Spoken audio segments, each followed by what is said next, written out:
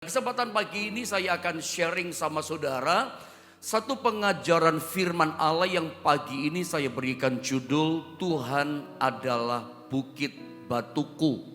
Langsung saja ya kita baca ayatnya. Renungan kita terdapat dalam Amsal pasal 30 di ayat yang ke-26 saudara ya. Mari jemaat Tuhan, saudara yang saya kasih, kita sama-sama baca ayat ini dengan keras terdengar di telinga kita. Amsal 30 ayat 26, sama-sama kita baca 2 dan 3. Pelanduk bangsa yang lemah, tetapi yang membuat rumahnya di bukit batu. Saya percaya ayat ini dituliskan ada dalam firman Allah. Ini bukan kebetulan. Ayat firman Allah dituliskan bukan sekedar untuk memenuhi Alkitab supaya ada ceritanya banyak ayatnya. Tentu tidak begitu. Sesungguhnya saya yakin Amsal 30 ayat yang ke-26 firman Allah ini Alkitab menuliskan kisah yang pendek ini, cerita yang pendek ini. Sesungguhnya ayat ini menggambarkan kehidupan kita manusia. Kita manusia itu lemah. Saya baca ayatnya dikatakan begini, pelanduk itu adalah bangsa yang lemah, tetapi kelebihannya apa? Keistimewaannya. Tetapi yang membuat rumahnya, membuat sarangnya dikatakan apa? Di bukit batu. Alkitab gambarkan kita itu seperti binatang pelanduk yang sangat lemah. Kita mesti menyadari bahwa tanpa kecuali saudara, semua kita ini adalah manusia yang lemah.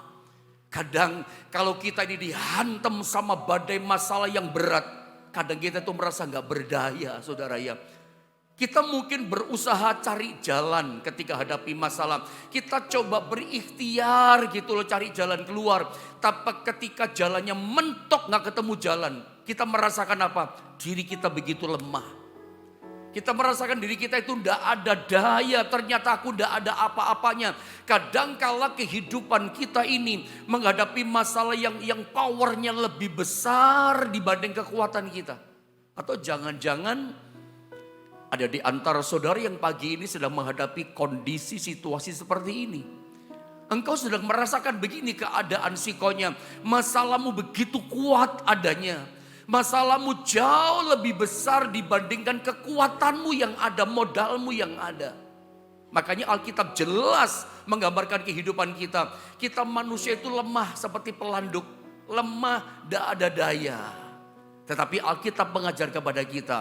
Kita itu harus bersarang tinggalnya di tempat yang luar biasa istimewa. Namanya bukit batu. Saya cuma ingin sampaikan sama saudara pagi ini.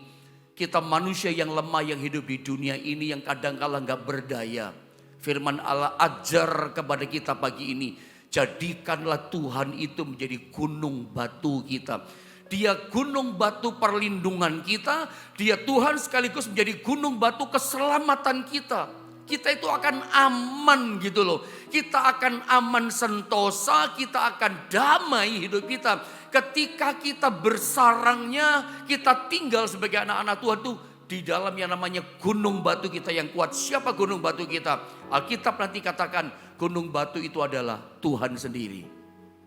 Ya, saya coba terangkan ayat ini, saya coba tunjukkan bahwa pelanduk itu memang binatang yang lemah. Selemah itulah kita gitu loh. Saya baca ayatnya sekali lagi, coba lihat di screen saudara ya. Amsal 30 ayat yang ke-26 saya baca ulang sekali lagi. Pelanduk dikatakan bangsa yang lemah. Tapi istimewanya begini, tetapi yang membuat rumahnya di bukit batu. Saya coba terangkan kata pelanduk ini apa berdasarkan teks asli bahasa Ibraninya. Kata pelanduk ternyata dalam bahasa Ibrani itu disalin dengan kata sapan. Sapan itu ternyata artinya adalah sejenis kelinci yang ekornya pendek seperti itu gambarnya. Yang panjangnya kira-kira rata-rata 30 sampai 70 cm saja. 30 sampai 70 cm panjangnya. Dan beratnya kira-kira ringan ya 2 sampai 5 kilogram. Saya cuma ingin tunjukkan dalam terjemahan teks asli bahwa kita suka menyebut pelanduk itu adalah kancil kalau di Indonesia. pelanduk itu kancil. Yang suka orang katakan binatang yang paling cerdik. Tapi di Alkitab katakan binatang paling cerdik itu adalah ular.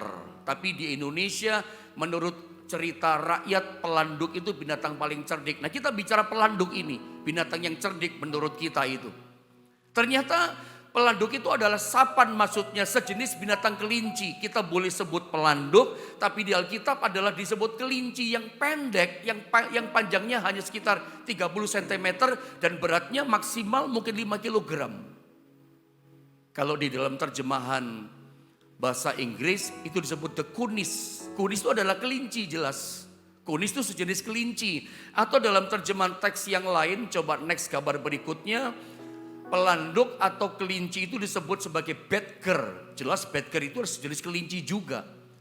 Jadi beberapa terjemahan baik bahasa Ibrani maupun terjemahan teks bahasa versi beberapa bahasa Inggris dikatakan kunis, dikatakan badger. Jadi jelas ini adalah sejenis kelinci. Bolehlah kita katakan pelanduk atau kelinci. Tapi tetap intinya kesimpulannya begini. Kalau saya mau sampaikan sama saudara. Yang disebut pelanduk dari ayat yang barusan kita baca atau kelinci atau badgers tadi. Itu ternyata adalah begini. Binatang yang lemah, Alkitab katakan, yang sama sekali tidak berbahaya. Sorry, salah tulis itu, saya ulang. Ternyata pelanduk atau kelinci yang dikatakan kitab itu binatang yang sangat lemah, sama sekali tidak berbahaya. Kenapa tidak berbahaya? Sebab dia tidak punya kekuatan untuk membela diri. Tidak punya senjata atau defense, bahkan menyerang pun dia nggak punya. Ya, tidak punya taring, tidak punya cakar yang tajam gitu ya, tidak punya suara yang menakutkan kayak singa, nggak punya senjata membela diri, tanduk pun tidak punya, gigi yang tajam tidak punya. Tetapi istimewanya begini, dia punya kelebihan. Kelebihannya apa? Binatang yang kecil, lemah, tak berdaya ini, yang tidak berbahaya ini, dia membuat rumahnya, membuat sarangnya di bukit batu. Nah, ini istimewanya. Nah, bukit batu ini bagi kita orang percaya bicara kekuatan kita, perlindungan kita. Itulah Tuhan sendiri tinggal di dalam Tuhan, perlindungan kita. Kenapa bukit batu itu rumah yang istimewa buat yang namanya kelinci atau pelanduk ini? Jadi keistimewanya dia bersarangnya di gunung batu ini, bukit batu ini. Karena begini, kalau saya bawa saudara dalam sebuah cerita ya, yang di alam liar. Pelanduk atau kelinci ini kan dia hidupnya bukan sendirian. Di alam bebas, dia ini bukan makhluk sendirian. Ada binatang-binatang buas yang lain yang hidup di sekitarnya. Ada singa, ada ular, ada raja wali. Semuanya buas pemangsa. Ada apa lagi? Ada anjing hutan atau serigala.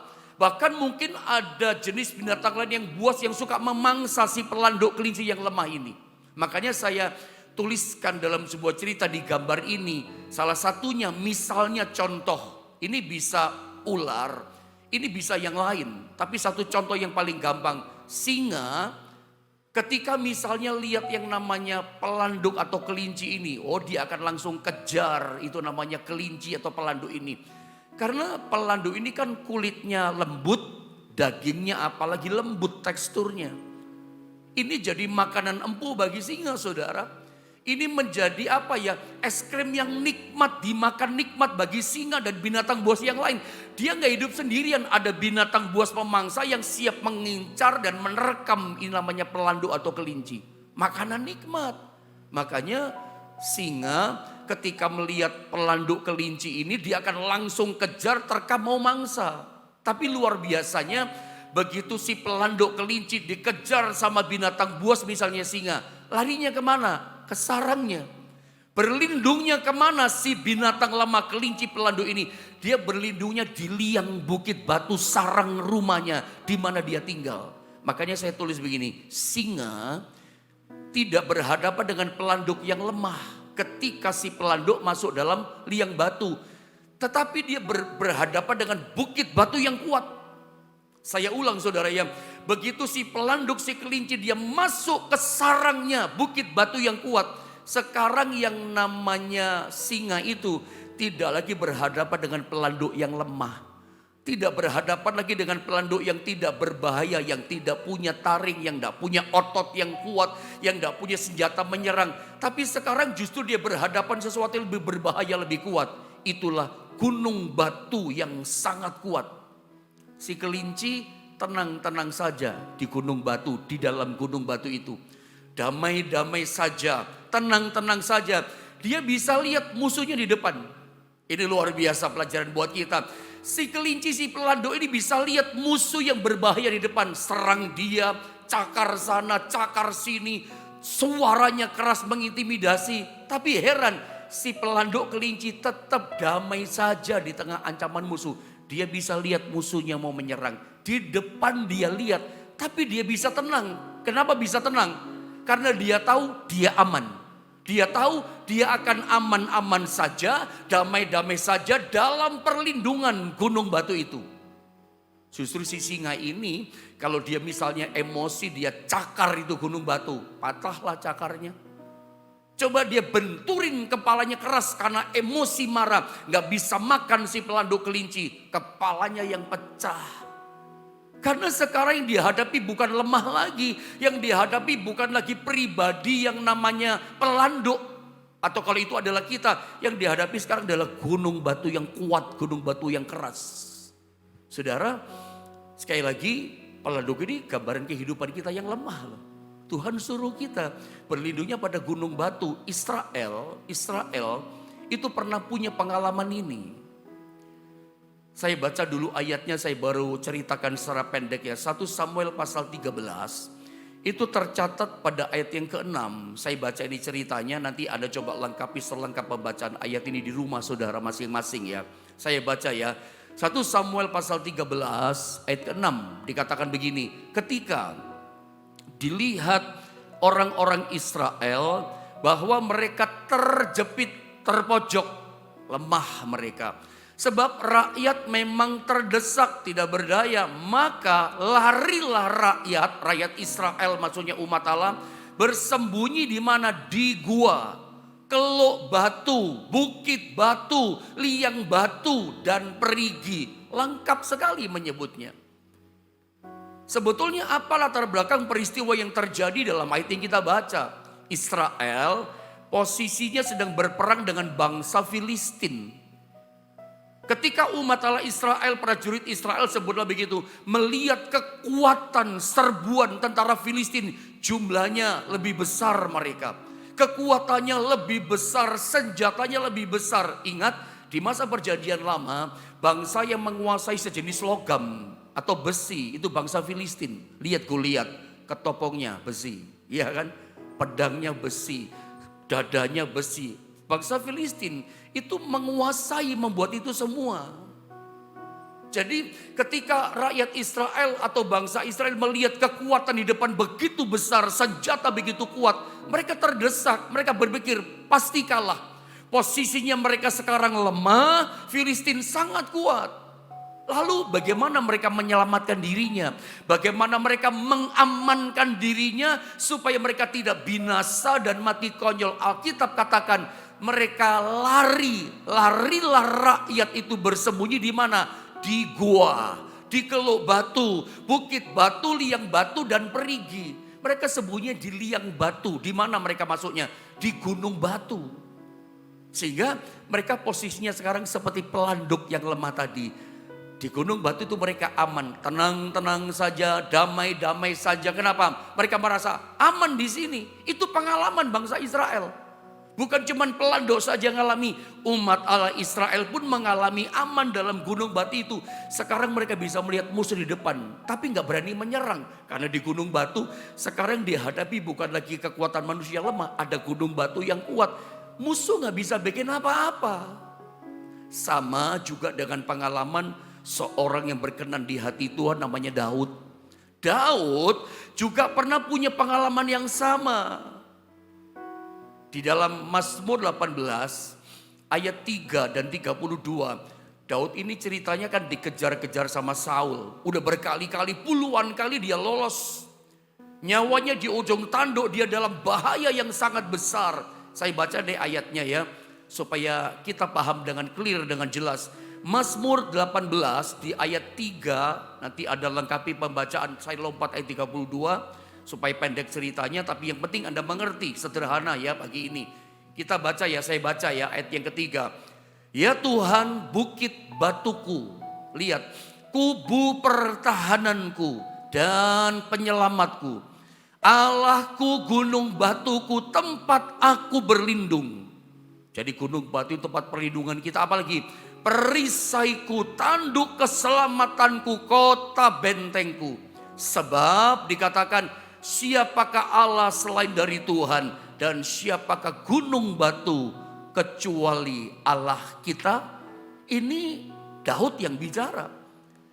Daud coba bagikan pengalaman imannya. Bagaimana dia lolos dari maut. Bagaimana ceritanya yang namanya Saul gak pernah bisa tangkap dia.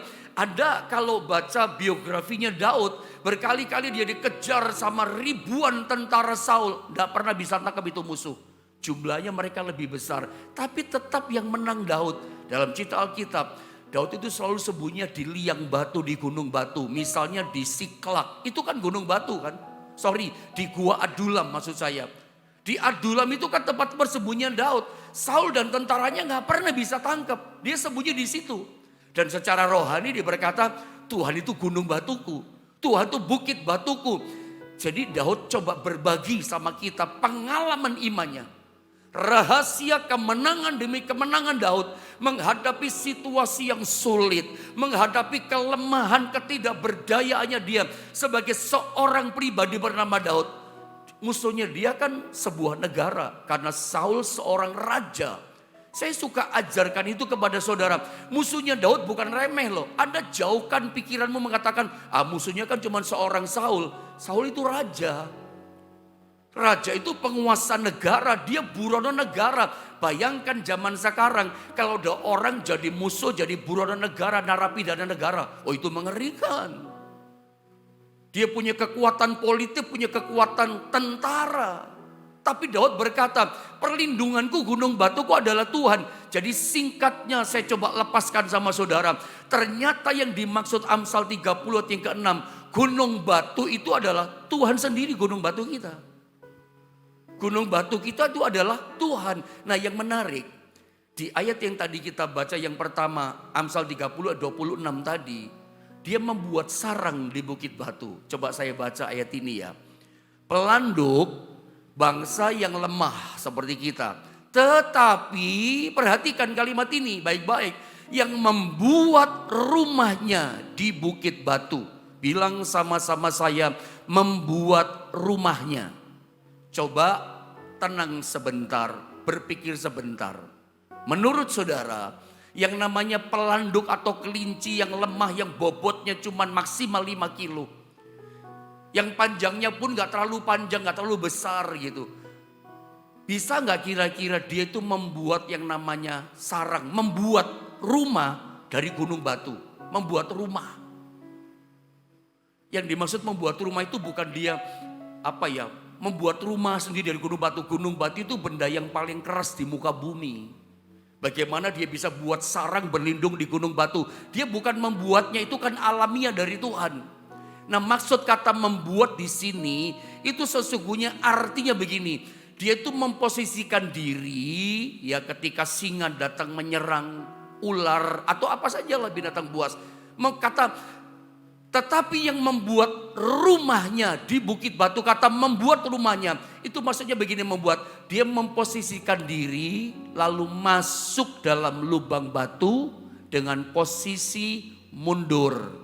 Nah posisi mundur, dia itu mesti merendahkan dirinya atau tubuhnya serendah-rendahnya, serendah mungkin.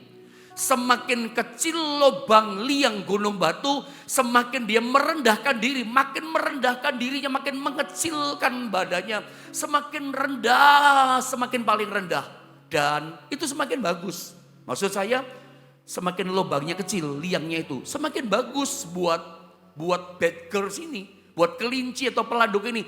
Makin kecil lubangnya, makin bagus buat dia. Makin aman buat dia, makin damai buat dia. Kenapa? Ular pun gak bisa masuk. Raja wali pun gak bisa serang mangsa dia. Jadi semakin merendahkan diri di lubang yang kecil, semakin bagus buat dia. Musuh gak bisa hantam, musuh gak bisa memangsa, musuh gak bisa menyerang. Gambarannya apa? Pelajarannya buat kita. Jelas yang namanya memposisikan merendahkan diri itu jelas secara rohani bicara kehidupan doa. Bagaimana caranya kita menjadikan Tuhan gunung batuku? Kita sering berdoa seperti Daud. Kita seringkali doa kita doa yang terinspirasi lahir dari pengalaman Daud atau doanya Daud.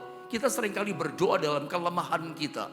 Dalam ketidakberdayaan kita, kita berkata, Tuhan, Engkau gunung batu keselamatanku. Engkau gunung batu perlindunganku. Ketika kita memposisikan dia sebagai gunung batu, tinggal dalam gunung batu itu artinya posisi kita merendahkan diri. Nah, merendahkan diri itu maksudnya apa? Ya tinggal di dalam Kristus, tinggal dalam Kristus artinya apa? Hidup di dalam doa. Saya coba artikan secara sederhana sama saudara. Tinggal di dalam gunung batu itu artinya tinggal di dalam Tuhan. Kalau kita mau tinggal dalam Tuhan ya mesti bertobat hidup kita. Tinggal di dalam Tuhan, kalau ada salah, ada dosa, bertobat, minta ampun, bereskan sampai selesai. Saya ulang saudara ya, bagaimana kita aman, bagaimana kita damai-damai saja, musuh gak bisa hancurkan kita. Tetap keluar sebagai pemenang, ya berlindung dalam gunung batu, tinggal di dalam Tuhan. Artinya ya bertobat. Kalau ada dosa, minta ampun, selesaikan sampai beres dosa kita. Ya, dan tentu tinggal dalam percaya. Tinggal dalam iman. Itu namanya tinggal dalam gunung batu, tinggal dalam Tuhan. Tapi posisi kita merendahkan diri itu bicara kehidupan doa loh. Orang yang hidup dalam doa itu artinya dia sedang memposisikan dirinya, merendahkan diri. Posisi merendahkan diri itu posisi doa. Posisi doa itu berarti kita posisinya orang yang berlindung dalam gunung batu. Saya ulang. Jadi kalau kita hari ini posisi kita selalu kalau punya masalah, selalu kita merendahkan diri. Kalau kita punya kelemahan, hadapi kesulitan, posisi kita dalam doa, itu artinya Anda dan saya aman. Anda sedang ada dalam gunung batu keselamatan. Orang yang dalam gunung batu keselamatan, itu posisinya merendahkan diri, merasa diri kecil. Orang berdoa itu kan begitu kan saudara. Saudara sadar gak selama ini kalau kita dihantam masalah, dihantam kesulitan, kita gak mampu mengatasi masalah kita. Lalu kita merendahkan diri berdoa dalam Tuhan. Artinya begini, aku lemah Tuhan. Aku gak bisa tolong hidupku. Aku minta tolong kepadamu. Engkau yang maha kuat. Engkau yang maha penolong, yang maha kuasa. Diri kita lemah, dia yang maha kuat. Diri kita rendah, dia yang maha tinggi. Posisi kita lemah, dia yang maha kuat. Posisi doa itu kan begitu sebetulnya. Sadarkah saudara, ketika kita berdoa kan seperti itu sebetulnya. Kita gak ada daya, dia sumber kekuatan kita. Jadi tinggal dalam Tuhan, itu artinya posisi kita merendahkan diri. Tinggal dalam Kristus. Tapi catatannya ya, gak boleh ada dosa. Kalau ada salah ya berdamai, minta ampun, bereskan, selesaikan. Makanya saya katakan di gambar berikutnya begini, posisi kita dengan Tuhan jelas menentukan rasa aman kita. Kita itu kalau tinggal dalam Tuhan saudara ya, mungkin masalah kita belum selesai, belum kelar, masih kelihatan kok masalahnya, belum beres. Tapi hati kita jadi tenang. Makanya saya katakan posisi kita dengan Tuhan, kedekatan kita dengan Tuhan, itu menentukan rasa aman kita. Saya suka ajarkan sama saudara. Mazmur 62 ayat yang kedua, firman Allah katakan begini. Saya baca saudara ya. Dikatakan begini, hanya dekat Allah saja aku tenang. Daripadanya lah, catatannya apa? Keselamatanku. Percayalah kita akan selamat, kita akan menang, kita akan hidup. Kita akan mendapatkan jalan keluar yang lebih hebat dari yang pertama.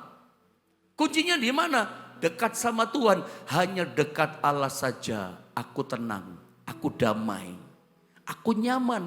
Karena daripadanya lah keselamatanku. Kita percaya gunung batu kita penyelamat kita. Orang kalau aman, tenang, dia yakin aku pasti menang. Dan itu ditentukan oleh sedekat apa posisi kita dengan Tuhan. Hari ini kembali saya bertanya kepada saudara, sedekat apa posisimu dengan Tuhan? Nah, saya akan bagian-bagian akhir saya tunjukkan beberapa ayat sama saudara dalam satu pasal. Dalam Mazmur 84, saya terangkan pendek-pendek karena waktu kita terbatas. Tapi yang saya mau sampaikan sama saudara, Mazmur pasal 84 ini menceritakan seorang pemazmur yang posisi hidupnya itu dekat sama Tuhan. Dia tuh rindu sama Tuhan, gak pengen jauh dari Tuhan. Selalu dia ingin posisinya dekat dan dekat di dalam Tuhan. Saya baca ayatnya ya. Saya langsung masuk pada bagian ayat yang kedua ya, supaya cepat ya. Mazmur 84 ayat yang kedua saya baca. Betapa disenangi, dikatakan apa? Tempat kediaman-Mu ya Tuhan semesta alam. Saudara bayangkan, ayat ini saja dibuka dengan kalimat ini oleh pemazmur. Betapa disenangi tempat kediaman-Mu ya Tuhan semesta alam. Saudara, pengertian tempat kediaman jangan hanya sebatas diartikan sebuah gedung, sebuah gereja, modelnya, bentuknya, besarnya, kecilnya. Sekali lagi tolong jangan diartikan yang namanya tempat kediaman Tuhan itu bukan hanya sebatas gedung gereja. Kan saya pernah bilang sama saudara, channel YouTube GSPDI Philadelphia Jombang. Ini juga rumah Tuhan buat setiap kita, rumah anugerah buat kita. Setiap hari kita kumpul di rumah ini. Meskipun kita nggak bertatap muka saudara ya. Tetapi kita sekarang ini sedang ada di kediaman Tuhan. Saya percaya pagi ini dalam nama Yesus. Kita sedang bersama dengan Tuhan. Kita sedang bersama dengan Dia di tempat kediamannya. Setiap kita memanggil nama Tuhan, memuji Dia, berseru memanggil nama Dia. Kerajaannya datang dalam hidup kita. 2-3 orang berkumpul dalam nama Tuhan, memanggil nama Tuhan. Dia ada di tengah-tengah kita. Kita sedang ada di kediamannya Tuhan hari ini. Nah ayat ini dibuka dengan kata begini oleh pemazmur. Betapa disenangi tempat kediaman-Mu ya Tuhan semesta alam. Kesenangannya pemazmur ini, dia senang diam dengan Tuhan. Dekat dengan Tuhan. Posisinya dia gak pernah mau jauh dari Tuhan. Ini orang pemazmur ini, Korah ini, dia selalu rindu sama Tuhan. Saya baca dengan cepat ya, dengan waktu yang ada. Lalu dikatakan begini, jiwaku hancur. Luar biasa loh kalimat ini. Jiwaku hancur karena merindukan pelataran-pelataran Tuhan. Pelataran itu kan halaman. Bayangin, si pemazmur, si Korah ini baru di halamannya saja jiwanya sudah hancur. Rindu dengan pelataran Tuhan. Mau datang di halaman saja, mau ketemu sama Tuhan, wah sampai jiwanya hancur saking rindunya. Jiwanya hancur. Saudara gini loh, mungkin saya lengkapi dulu, saya baca lengkap ya. Jiwaku hancur karena merindukan pelataran-pelataran Tuhan.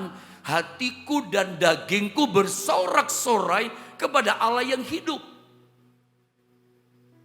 Hancur, jiwaku hancur. Saudara yang ngomong ini bukan orang yang frustasi. Yang berkata ini jiwaku hancur merindukan Tuhan. Ini bukan orang yang lagi patah hati, putus asa. Yang bicara ini bukan orang yang kurang makan, kurang minum, kurang tempat tinggal. Atau saya terus terang saja, yang berkata ini bukan orang miskin kekurangan. Enggak. Makanya gini loh. Kita seringkali salah menilai. Kualitas rohani seseorang itu tidak bisa dinilai dari kedudukannya yang tinggi. Karena seringkali kita berkata gini, orang kalau udah tinggi jabatannya Pak, kalau sudah kaya raya, udah sukses, hartanya banyak Pak, oh pasti dia nggak ingat sama Tuhan Pak, dia pasti lupa sama Tuhan Pak. Hampir bisa dipastikan Pak Pendeta, orang kalau udah sukses kaya raya, oh pasti dia sudah nggak cinta sama Tuhan. Siapa bilang? Banyak orang kekurangan miskin, malah maki-maki Tuhan, malah nggak cinta sama Tuhan. Nggak bisa dilihat, ada orang kekurangan cinta Tuhan, tapi ada orang kelebihan, kemakmuran. Seperti Korah, diam di istana Daud. Tapi meskipun dia hidupnya limpah, hidupnya ada kekurangan. Ini bukan kehidupan yang hancur gitu. Ini kehidupan yang luar biasa. Tapi dia berkata apa? Jiwa ini hancur merindukan Tuhan. Saya rindu kalau pagi ini adalah orang sukses, ada orang diberkati Tuhan. Biarlah jiwa kita tetap merindukan Tuhan. Udah ditolong Tuhan, tidak berubah. Aku tetap merindukan Engkau Tuhan. Jangan saudara jadi lupa sama Tuhan. Di saat kita kekurangan, di saat kita dalam perintisan, di saat kita menghadapi kekurangan, menghadapi apa ya, kesukaran hidup kita. Ingat tetap rindukan Tuhan. Nah banyak kita teralihkan fokus kita. Dialihkan sama setan atau pikiran kita. Fokus kita pada kekurangan kita. Fokus kita pada besarnya masalah kita. Fokus kita kepada kesulitan-kesulitan kita. Tidak fokus sama Tuhan. Kalau Anda mau selamat, Anda mau aman, Anda mau damai, Anda mau diberkati Tuhan, justru rindukan Tuhan dalam kesulitan kita. Belajar dari Mazmur Korah ini. Jiwaku hancur karena merindukan pelataran-pelataran Tuhan. Menarik, hatiku dan dagingku bersorak-sorai kepada Allah yang hidup. Hati bersorak, tidak kedengaran saudara ya. Tapi rupanya pemazmur ini hatinya selalu bersorak-sorai sama Tuhan. Orang tidak tahu, orang tidak lihat, tidak apa-apa orang tidak lihat. Tapi hati kita setiap hari, roh kita setiap hari bersorak-sorai merindukan memuji Allah kita. Sampai dagingnya bersorak. Lah ini yang tidak gampang. Hatinya bersorak mungkin bisa. Alkitab berkata ya berjaga-jagalah dan berdoalah. Roh itu nurut tetapi daging itu lemah. Yang menghalangi seseorang cinta Tuhan. Yang menghalangi seseorang posisinya ingin dekat sama Tuhan. Anda tahu penghalangnya? Daging kita penghalangnya kan. Anda tahu itu dengan jelas. Tetapi di ayat ini pun pemazmur yang merindukan Tuhan. Dagingnya itu tunduk sama cintanya sama Tuhan. Dagingnya pun nurut. Dagingnya pun suka bersorak-sorak kepada Tuhan. Seperti kita pagi ini. Kita bawa tubuh kita. Kita bawa jasmani kita. Kita bawa daging kita untuk datang bersorak sama Tuhan. Daging itu kan tubuh ini kan. Pagi ini bersorak, engkau dahsyat, engkau besar Tuhan. Terus ya masih ada waktu ya. Dikatakan ayat yang kelima. Berbahagialah orang yang diam di rumahmu. Terjemahan lain, diberkatilah orang-orang yang diam di rumahmu. Ini kan bicara posisi dekat sama Tuhan. Tolong jangan diartikan diam di rumah Tuhan itu hanya sebatas gereja. Kita pun berkumpul di rumah Tuhan hari ini meskipun tidak kelihatan. Kita sedang ada bersama dengan Tuhan di dalam rumahnya Tuhan yang terus menerus memuji-muji engkau. Terus menerus itu berarti tetap memuji-muji engkau. Kok ada kalimat seperti ini ya? Diam di rumah Tuhan dan terus dan tetap memuji-muji Tuhan. Karena kadang-kala ada orang Kristen diam di rumah Tuhan, ada bersama dengan Tuhan, ibadah bersama Tuhan, tetapi nggak memuji Tuhan. Diam saja, dengar saja. Ada waktunya memuji Tuhan, memuji Tuhan. Ada waktunya bersaksi, bersaksi. Jangan bisu mulut kita. Saya suka bilang sama saudara dalam doa, kiranya setiap ibadah datang kepada Tuhan, bukan cuma kita yang menikmati Tuhan, Tuhan juga rindu menikmati hidup kita. Tuhan juga rindu menikmati kerinduan kita, sorak-sorai kita. Nah dalam ayat ini, pemazmur dikatakan diberkatilah, ini pengalamannya dia. Orang yang selalu posisinya diam di rumah Tuhan, dekat sama Tuhan. Yang terus menerus mulutnya memuji Tuhan, tidak ada keluhan, tidak ada persungkutan. Tetap ada ucapan syukur. Belum ditolong, belum diberkati. Kalau ada di antara saudara yang lagi sakit, engkau berdoa beberapa minggu belum disembuhkan. Asal saudara seperti pagi ini tetap setia di rumah Tuhan, datang sama Tuhan, cari Tuhan seperti pagi ini. Dan terus menerus kita memuji Tuhan. Aku percaya engkau dahsyat, engkau Tuhanku yang besar, engkau penolongku yang ajaib. Oh saya percaya, saudara akan mengalami pertolongan Tuhan tepat pada waktunya. Janjinya apa? Berbahagia. Janjinya apa? Diberkatilah orang yang bersama Tuhan dan terus menerus memuji Tuhan. Ada kata Sela.